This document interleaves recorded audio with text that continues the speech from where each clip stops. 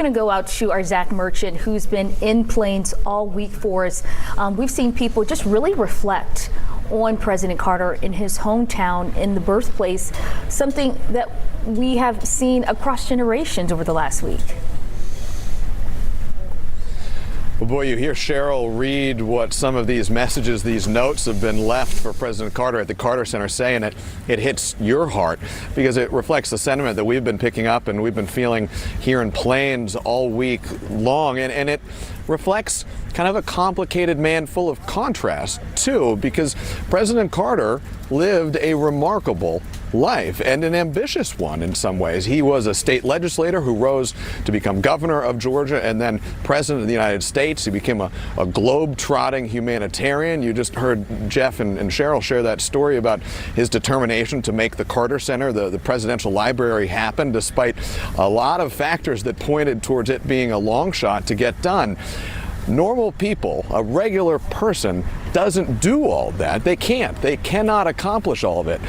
And yet, the people you talk to who knew President Carter, who got a chance to share a meal with him or see him on the streets here in Plains or at any other part of his walk through this life, they don't point to all of that. They point to a person who felt like they knew and who felt like knew them. We spoke with one woman here in Plains who was a close friend of the Carters, actually was the next door neighbor of President Carter and Miss Rosalynn Carter. That was Andy Walker. She loved to cook for the Carters, and she tells this story about a time when her family was in town from Pennsylvania and they had a little dinner party with the Carters, and Andy Walker made a low country boil, and her granddad at one point whispers in her ear and said, "Hey, I don't know how I'm going to be able to eat this exactly at the table with the president and the first lady."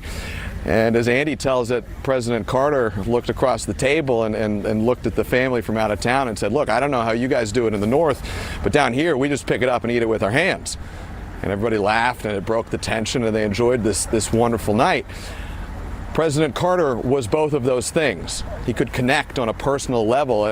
He could also be a leader of the world. And through his life, he showed that they're not opposites. The way he lived his life was one of respect for all, for the least of these, as his grandson Jason Carter talked about in reverence, and also for world leaders in his campaign to bring peace around the world. And you see such admiration here for that, and I think people see those two things. They know that he did all this stuff, but they remember that he did all of it and he could still be such a kind and gentle neighbor too. And that's the legacy we can feel here in Plains today. All right, Zach, thanks a lot.